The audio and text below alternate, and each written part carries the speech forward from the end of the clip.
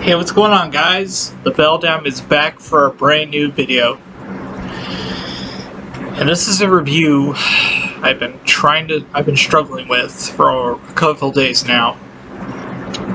This is my review for DaCosta's CANDYMAN. Now, when I say struggling, I mean that I've tried to film it, but my laptop microphone just decided to mute me for some reason. So somehow I got that fixed, or had help at least. And then I tried to write my review on a Facebook post because I think I'm more comfortable with writing than I am with filming. But then some stupid errors kept happening that kept deleting all the stuff that I wanted to say. So I'm just gonna go ahead and just push this video thing out, even though, like I said in the past, it just gives me so much public speaking. It's just so much anxiety, you know. But I'm gonna try to push through it. So yeah. And okay.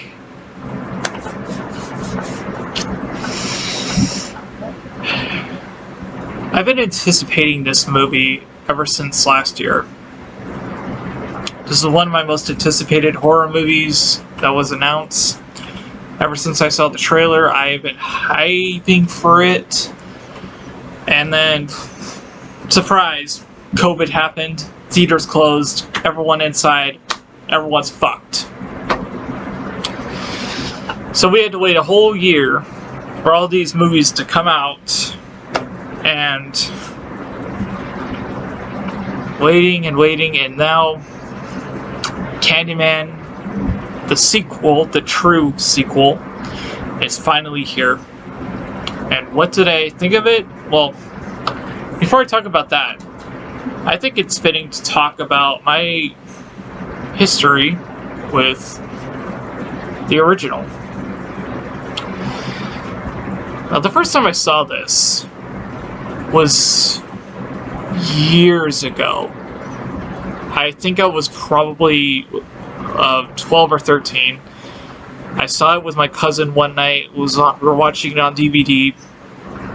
I think it was just randomly. We might have rented it from the video store, I'm not sure. But I don't remember if we were paying fully attention to it. I think we were only paying half attention to it. But I do remember the scene.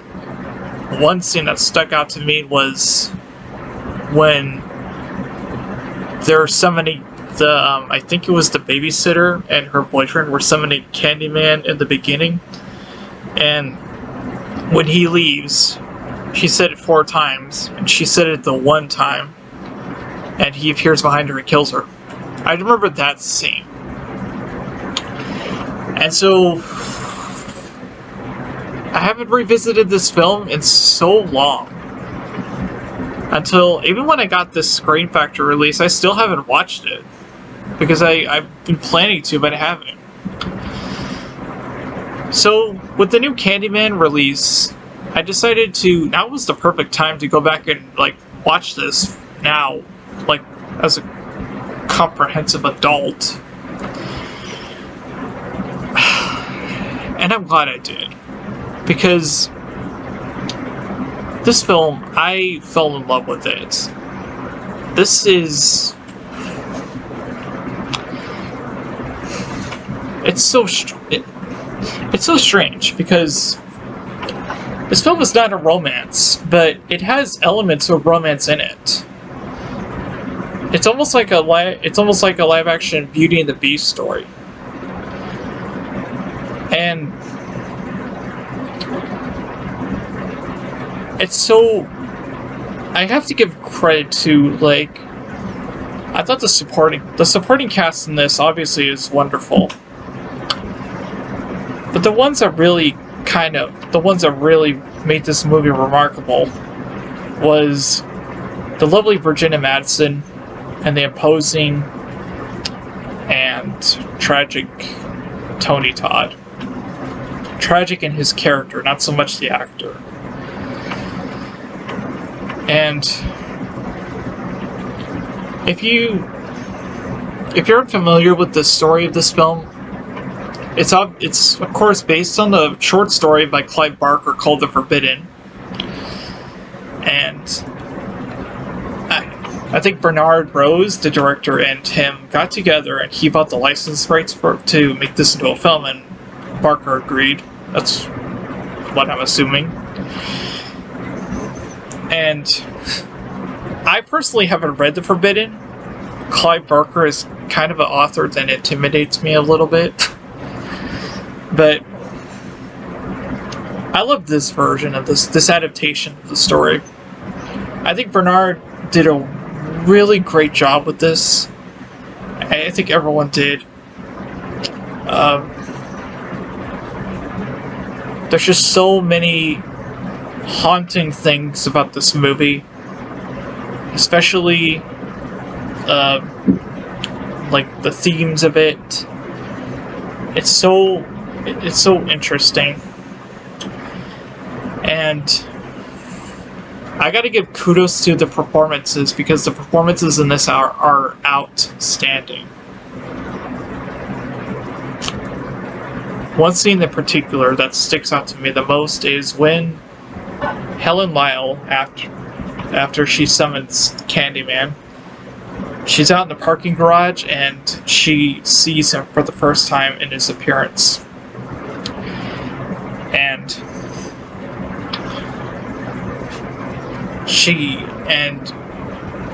he's such a...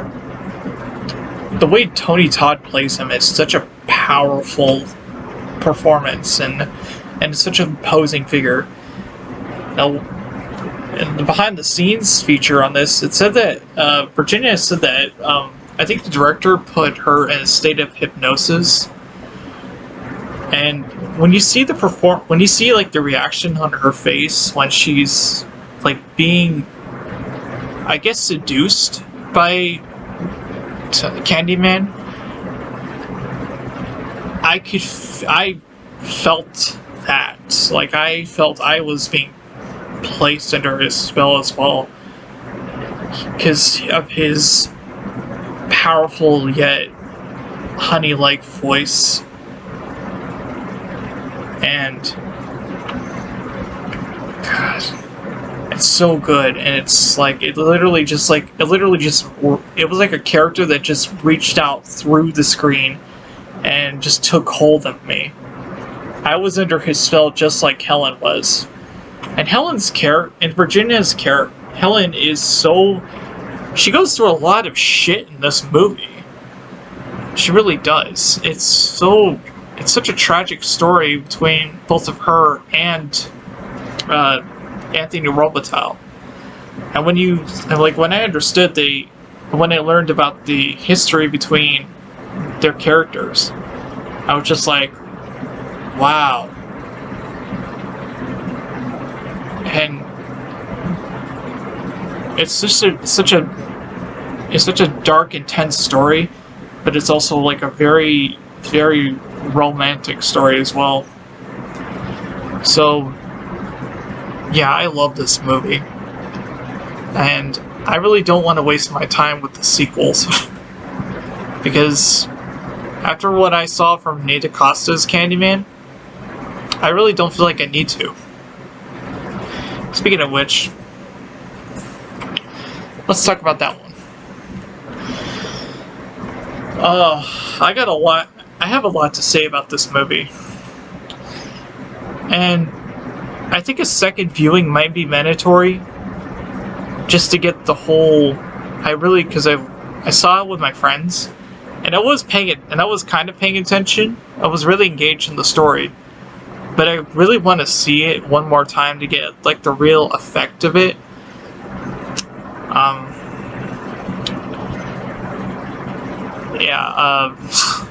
Sorry, it's just a lot of... Excuse me.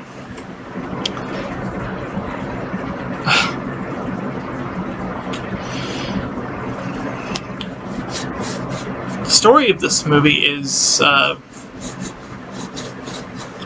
there's a legend that takes place in the Cabrini Green projects. I think they're projects in this movie that's around the story involving a legend called the CANDYMAN. Who goes by the name of Sherman Daniels, I believe. And he used to be like this guy he was this man who just passed out candy to the neighborhood kids. But then some parents found razor blades in their candies, and the kids started dying off. So they just killed him. But he was I guess he was innocent. So there's a theme. So obviously there's a theme of police injustice in this film, police brutality, and there's a character named Anthony, and the character of Anthony McCoy. He's a struggling artist, and he slowly becomes allured with the story of the Candyman, and almost obsessive with it. It almost takes a part into him, and he eventually becomes or summons the Candyman. And there's a series of gruesome murders that are happening around him. And it's just a very I'm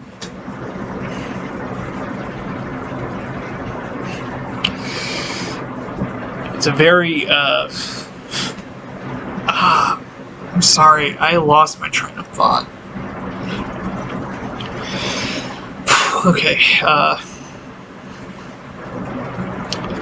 there's a series of murders that happens around him involving a Candyman, and he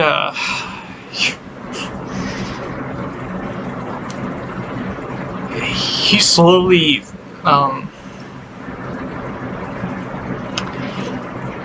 he himself slowly starts to become the Candyman. The new one. Yeah, because, man.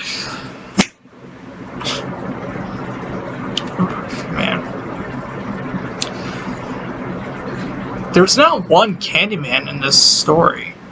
There's,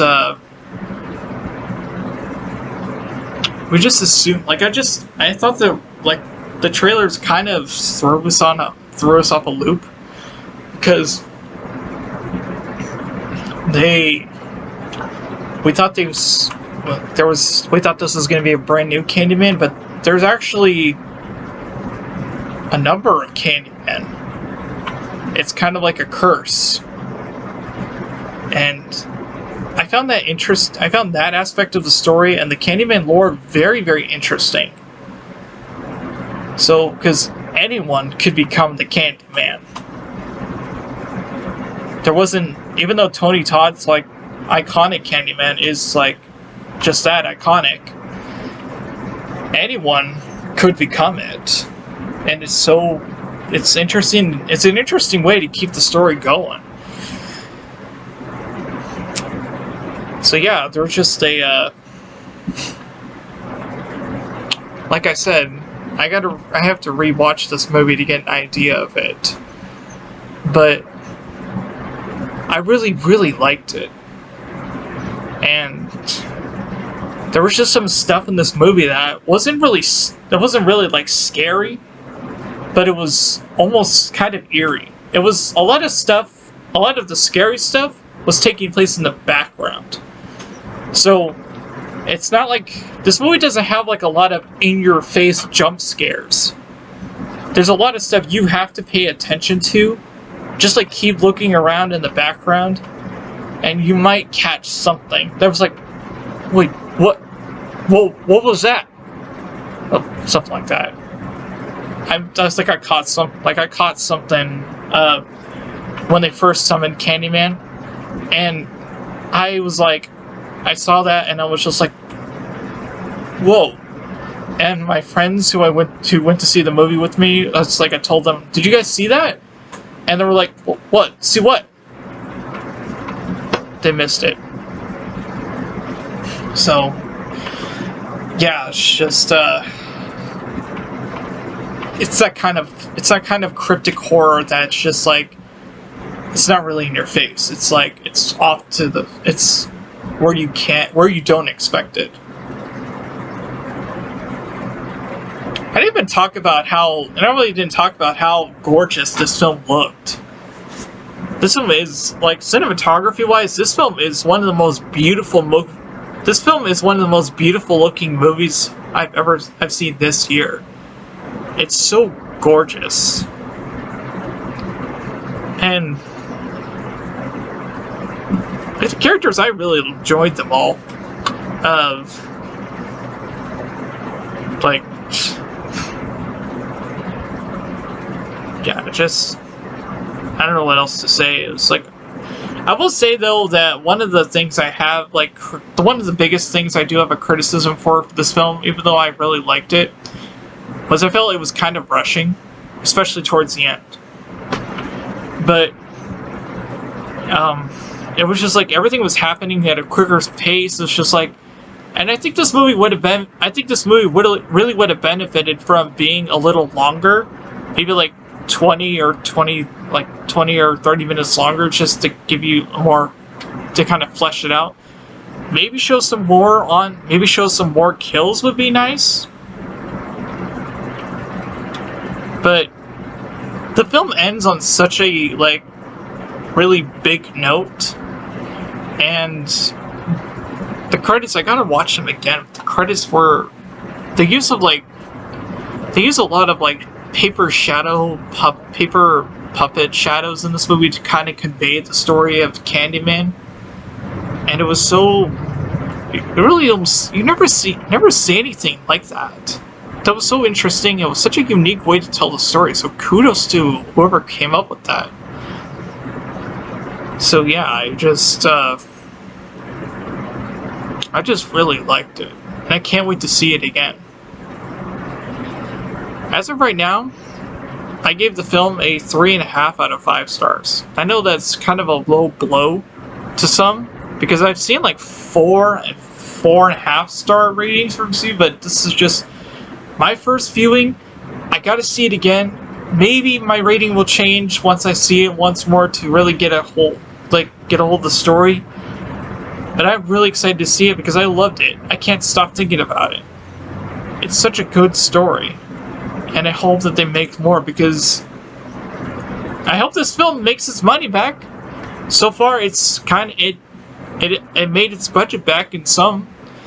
So I hope it keeps going and it becomes a huge success, because I would love to see more from this. And I'm really happy for DaCosta. Like, she made films prior to this, but